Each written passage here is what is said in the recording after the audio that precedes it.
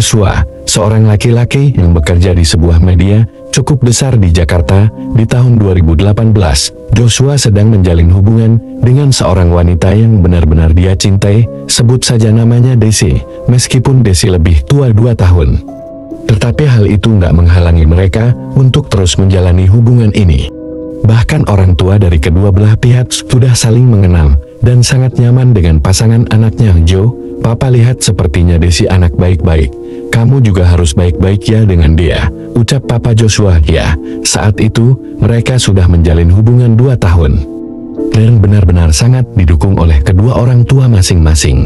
Sebenarnya, ini merupakan hubungan jarak jauh. Jadi Joshua tinggal di Bandung, sedangkan Desi di Jakarta. Tetapi ketika tahun ketiga hubungan mereka, mulai ada percikan-percikan di antara mereka berdua. Desi mulai kesal dengan tingkah pacarnya yang sering susah dihubungin. Selain itu, Joshua juga orang yang suka main ke tempat-tempat hiburan malam buat minum-minum. Bahkan, seringkali Joshua nggak jawab telepon atau membalas pesan dari Desi. Desi seringkali hubungin teman-temannya Joshua buat nanya keadaannya. Pernah tuh, suatu hari Joshua ini nggak angkat-angkat telepon dari Desi ini, dari sore. Ternyata, dia itu lagi pergi ke tempat hiburan malam. Sekitar jam 11, Desi nelpon ke salah satu orang temannya Joshua, dan nanya keadaan pacarnya. Ternyata saat itu, Joshua ini udah terlalu mabuk dan gak mampu berdiri. Berbulan-bulan hal itu terus terjadi. Karena Desi ini juga gak sering semarah-marah ya, Joshua merasa tenang dan masih aja terus ngulangin hal yang sama.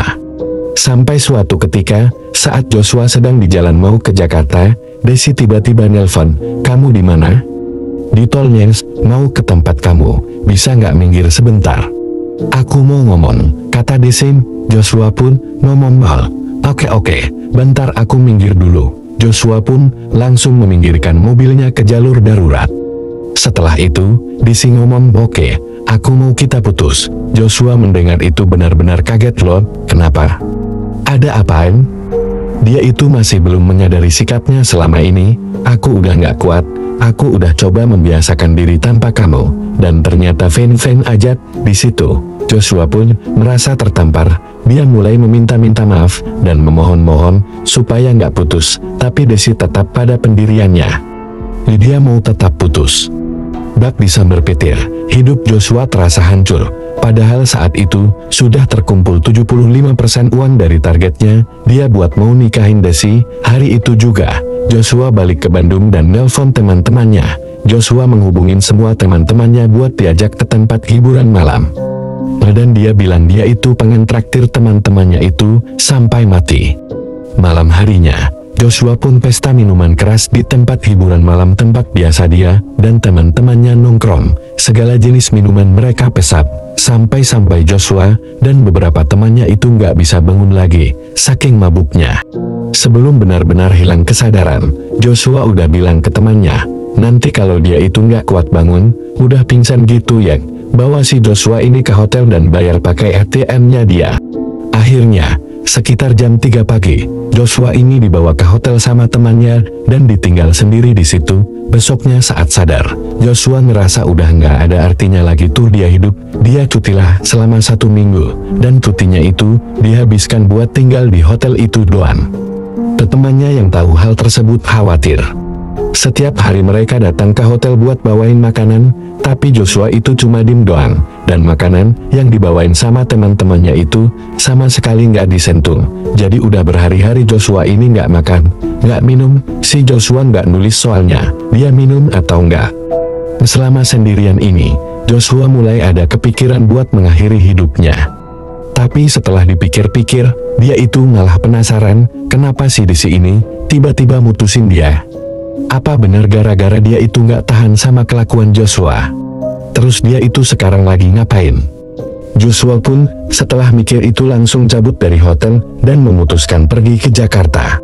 Sesampainya di Jakarta, Joshua pun ternyata dim-dim membuntuti mantan pacarnya itu, mulai dari keluar kosan sampai sepulang kerja. Ketika melihat mantan pacarnya ini, Joshua itu mikir, kok dia nggak kelihatan sedih ya? Malah kelihatan seneng banget. Nah, sepulang kerja, Joshua masih ngikutin Desi, dan ternyata Desi ini mampir ke restoran cepat saji.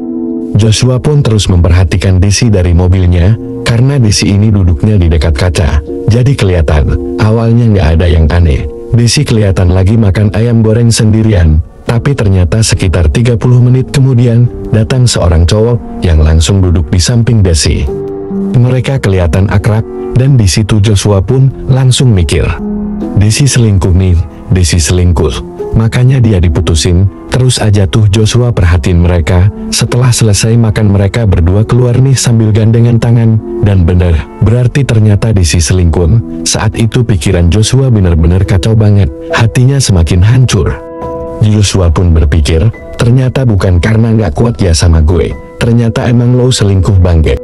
Nah nggak sampai di situ, Joshua terus ngikutin Desi dengan laki-lakinya ini. Ternyata mereka mengarah ke sebuah hotel. Joshua pun makin yakin kalau mereka akan melakukan hubungan badan. Joshua pun langsung mengarahkan mobilnya balik ke Bandung malam itu juga. Di sini mulai ada sesuatu yang ganjil.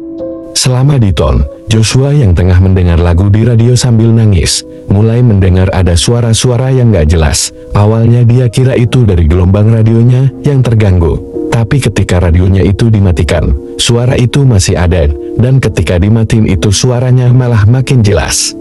Joshua bisa mendengar ada yang berbicara, "Mati aja, hidup kamu udah gak ada gunanya." Joshua mendengar ada suara yang mengajaknya mengakhiri hidup. Buru-buru tuh Joshua langsung nyalain radio lagi supaya nggak ngedengar suara itu. Tapi suara itu terus ada dan terdengar seperti orang yang tengah berbisik tepat di samping kupingnya. Perjalanan itu terasa sangat lama dan terasa sangat menakutkan, karena Joshua itu masih terus mendengar bisikan-bisikan itu, bisikan-bisikan yang mengajaknya untuk mati. Ketika Joshua itu baru saja keluar dari pintu tol Paster dan tengah berada di jembatan Pasopati, Joshua hampir saja benar-benar kehilangan nyawanya. Saat itu, Joshua sudah hilang konsentrasi, karena terus-terusan mendengar bisikan kematian, sampai ketika tiba-tiba Joshua itu ngerasa ada sosok yang jatuh tepat di kap mobilnya. Karena kaget, Joshua pun langsung banting setir dan mobilnya bergerak tak terkendali. Untungnya, mobil segera bisa dikendalikan meski sudah berputar arah. Joshua buru-buru keluar mobil dan ngecek apa tuh yang tadi jatuh di kap mobilnya. Tapi begitu dicek, gak ada apa-apa, makin merindinglah tuh badannya, dan dia buru-buru kembali ke hotel. Sesampainya di hotel, Joshua langsung mandi dan berusaha buat tidur. Tetapi yang namanya baru saja tahu kalau pacarnya itu ternyata selingkuh, Joshua jadi galau dan dia itu gak bisa tidur. Joshua mulai kebayang-bayang dan bertanya-tanya, dia udah berapa lama ya selingkuh? Pasti udah lama. Sial, lagi kebayang-bayang kayak gitu, tiba-tiba Joshua itu ngedengar suara gorden yang kesibak. Padahal jendela kamar hotel itu ketutup, kok bisa gordennya ini kesibak? Di tengah kebingungan, Joshua kaget bukan main. Karena di balkon hotelnya, ada sosok pria paruh baya yang menggunakan pakaian khas Sunda. Sosok itu sedang duduk bersilar dan di depannya terdapat sebuah kendi kecil serta lilin yang menyala. Yang anehnya nih, meskipun dia berada di balkon dan angin bertiup kencang, lilin itu tuh gak mati bahkan gak bergerak sama sekali. Di situ, Joshua bisa merasakan tiba-tiba hawa di sekitarnya berubah menjadi panas. Sosok itu lalu ngomong, "Gak apa-apa mati, itu udah biasa." Joshua bisa dengar ya, suara itu tuh dari sosok tersebut. Padahal sosok itu berada di luar dan ada jendela di antara mereka yang tertutup. Dan Joshua bisa mendengar sosok itu ngomong dengan pelan tapi jelas. Padahal ada jendela di antara mereka. Di situ, semua bulu di badan Joshua berdiri, badannya merinding hebat.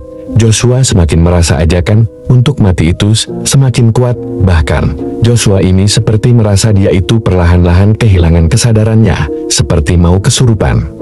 Tapi sebelum benar-benar kesurupan, Joshua ini langsung lari keluar hotel dan memberhentikan taksi yang lewat.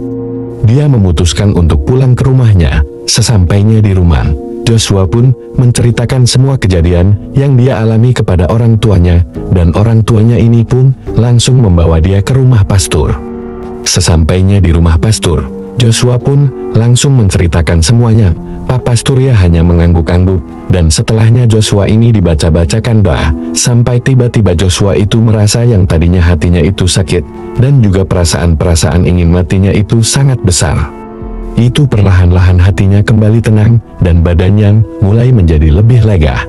Perasaan untuk ingin bunuh dirinya pun sudah agak berkurang dan tidak ada. Nah setelah itu, dijelaskanlah sama pastor dan orang tuanya, di mana kalau sosok yang dilihat sama Joshua di hotel tersebut sudah mengikuti Joshua ketika dia pergi dari hotel itu, ketika Joshua menuju ke Jakarta. Jadi sosok ini merasa kalau Joshua ini memang sudah ada kecenderungan merasa depresi, diikutin akhirnya ke Jakarta. Dia juga ikut melihat di mana Joshua ini memergoki mantan pacarnya yang selingkuh dan pergi ke hotel, dan akhirnya selama balik ke Bandung, selama di tol, dia itu selalu membisikkan Joshua untuk mengakhiri hidupnya. Bahkan ya, mau dibikin kecelakaan dan lain-lain, tapi tidak bisa. Sampai akhirnya ketika sampai di hotel, sosok itu pun memang benar-benar ingin membuat Joshua itu mengakhiri hidupnya dengan cara mulai mau merasuki Joshua. Itu kalau Joshua tidak pergi buru-buru dari hotel tersebut dan balik ke rumah, itu bisa dipastikan Joshua akan kerasukan dan kemungkinan besar mungkin akan melompat dari hotel tersebut. Ya bisa saja nyawanya tidak akan selamat. Untungnya Joshua ini langsung buru-buru pergi ketika dia mulai ngerasain ada hal-hal yang tidak beres, dan ketika melihat sosok itu, dan buru-buru bisa ditangani oleh pastor, dan alhamdulillahnya nyawa Joshua pun terselamatkan dari sosok yang mengajak dia untuk mengakhiri hidupnya.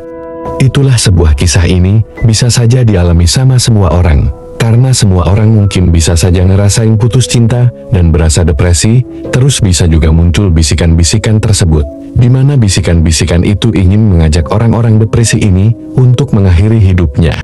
Nih buat pelajaran kita semua ya, jangan sampai kayak gitulah, jangan sampai kepikiran sedikit pun untuk mengakhiri hidupnya. Ataupun kalau memang sudah ada bisikan-bisikan yang aneh-aneh gitu, tolong langsung cari pertolongan.